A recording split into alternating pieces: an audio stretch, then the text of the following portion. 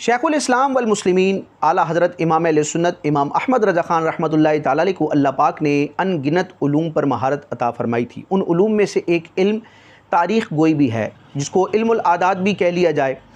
आला हज़रत इमाम अहले सुन्नत को अल्लाह पाक ने यह कमाल अता फ़रमाया कि आपके सामने कोई नाम ज़िक्र किया जाता या आपके सामने कोई इबारत ज़िक्र की जाती या किसी शख्स के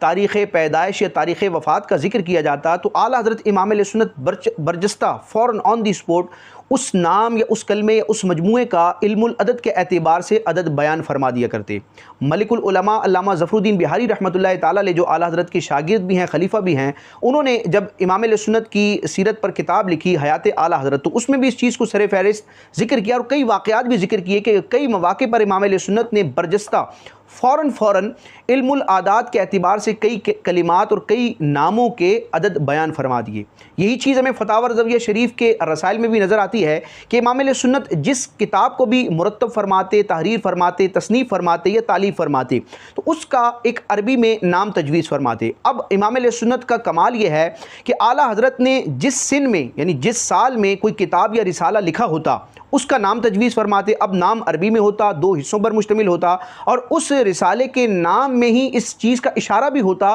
कि ये रिसाला, ये किताब, ये तसनीफ़ किस मौजू पर है। और बाज़ औक़ात तो इमाम अहले सुन्नत के रिसालों के, किताबों के नामों से ही ये ज़ाहिर हो जाता है कि आला हज़रत का मौक़िफ़ क्या है, यानी इस मामले में जो आप तहक़ीक़ फरमा रहे हैं, तसनीफ़ फरमा रहे हैं, किताब तहरीर कर रहे हैं, तो आपकी तहक़ीक़ का खुलासा क्या है। तो कई इमाम अहले सुन्नत के रसाइल और किताबों के नाम ऐसे भी हैं कि नाम पढ़ने से ही ये भी पता चल जाता है कि ये रिसाला, ये किताब किस मौजू पर है और ये भी पता चल जाता है कि मुसन्निफ़ की इस हवाले से तहक़ीक़ क्या है, खुलासा तहक़ीक़ क्या है और मुसन्निफ़ का मौक़िफ़ क्या है। लेकिन इसके साथ साथ यानी एक तो यह है कि अरबी में नाम वो भी 2 हिस्सों में मुकफ़ा मुसज्जा अंदाज में हो, उन 2 हिस्सों के आखिर में आने वाला हर्फ एक जैसा हो, यानी हम वज़न हो, हम काफ़िया हो, और साथ ही साथ इमाम अहले सुन्नत का ये कमाल भी है कि जिस सिन में, जिस साल में वो किताब या रिसाला लिखा गया, उस सिन का जो अदद था उस अदद के मुताबिक ही उस रिसाले के नाम के हुरूफ के आदाद होते हैं। यानी मिसाल के तौर पर सन 1302 हिजरी में आला हज़रत ने कोई किताब तहरीर की और उसका अरबी में नाम तजवीज़ किया। अब वो नाम अरबी में है और उस नाम में भी वो चीज़ बयान की गई है जो उस रिसाले के मौजू को बयान करती है। इसके साथ साथ हम देखते हैं कि उस रिसाले के नाम के जब हुरूफ का हम इल्मुल अबजद के एतबार से या इल्मुल आदात के एतबार से अदद निकालेंगे तो मिनो अन वही अदद होगा जिस सिन में वो किताब लिखी गई। यानी कि 1302 हिजरी में अगर किताब लिखी गई थी तो नाम उसका जो भी हो, लेकिन जब हम इल्मुल अबजद के एतबार से, इल्मुल आदात के एतबार से उसका अदद निकालेंगे तो वो 302 बनेगा। ये बात कहना सुनना बड़ा आसान है, लेकिन इस फ़न में महारत हासिल करने के लिए बड़ी मशक्क़त उठानी पड़ती है और बड़ी मश्क करनी पड़ती है। आला हज़रत इमाम अहले सुन्नत के हवाले से ये बयान किया जाता है, अल्लामा ज़फ़रुद्दीन बिहारी रहमतुल्लाहि तआला अलैह ने भी, जो आपके खलीफा हैं, आपके शागिर्द हैं, इन्होंने आपकी ज़िंदगी के हालात के हवाले से किताब लिखी है। बड़ी ज़बरदस्त किताब है, 3 जिल्दों में, हयात आला हज़रत, जो कि आला हज़रत इमाम अहले सुन्नत की सवाने उम्री के हवाले से, आपकी सवाने हयात के हवाले से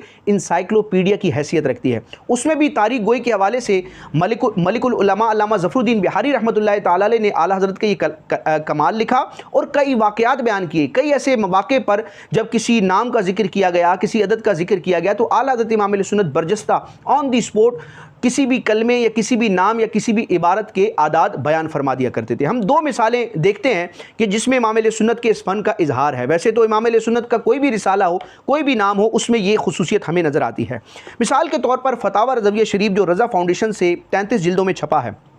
शाया हुआ है, इसकी 5वीं जिल्द है और इसमें एक रिसाला है जिसमें नबी करीम अलैहिस्सलाम का नामे नामी अज़ान में सुनकर अंगूठे चूमने के हवाले से तहक़ीक़ पर मुश्तमिल है। उसूल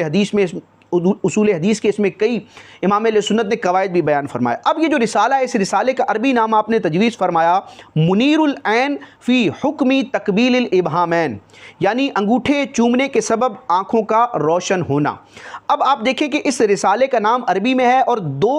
दो कलिमात पर या 2 मुरक्कब पर यह मुश्तमिल है, नाम मुनीरुल ऐन और दूसरा मुरक्कब है फ़ी हुक्मी तकबीलिल इब्हामैन। अब इनमें हम देखते हैं अल ऐन और इब्हामैन दोनों के इख्तिताम पर आपको या और नून नज़र आता है, जो कि हम वज़न हैं, हम काफ़िया हैं। तो एक तो ये कमाल है कि अरबी में नाम, दूसरा ये 2 अज्ज़ा पर मुश्तमिल, दोनों अज्ज़ा के इख्तिताम पर एक जैसे कलिमात हैं, यानी हम वज़न हम काफ़िया हैं, अल ऐन अल इब्हामैन।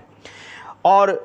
अगली बात यह कि इस नाम का जब उर्दू में तर्जमा करते हैं तो इशारा हो जाता है कि ये अंगूठों को चूमने के हवाले से किसी हुक्म शरई का बयान है। फिर हम देखते हैं कि इमाम अहले सुन्नत ने ये जो सवाल का जवाब तहरीर फरमाया, ये तसनीफ़ फरमाई आपने, ये रिसाला तहरीर फरमाया, तो वो सिन था 1301 सिने हिजरी। तो अब हम देखते हैं कि 1301 सिने हिजरी में इमाम अहले सुन्नत ने किताब तहरीर की। मौजू क्या था, उस मौजू की तरफ इशारा करने के लिए आपने अरबी में मुकफ़ा मुसज्जा नाम तजवीज़ फरमाया, मुनीरुल ऐन फ़ी हुक्मी तकबील इब्हामैन। अब इस पूरी अरबी इबारत यानी इस रिसाले के पूरे नाम के जब हम इल्मुल अबजद के एतबार से, इल्मुल आदात के एतबार से अदद निकालते हैं तो उसका मजमुआ बनता है 1301। और 1301 वो सिन है जिस सिन में यानी जिस साल में इमाम अहले सुन्नत ने ये रिसाला तहरीर किया। तो ये इमाम अहले सुन्नत का कमाल है जो हमें आप रहमतुल्लाह ताला अलैह की हर किताब के नाम में उमूमन नज़र आता है।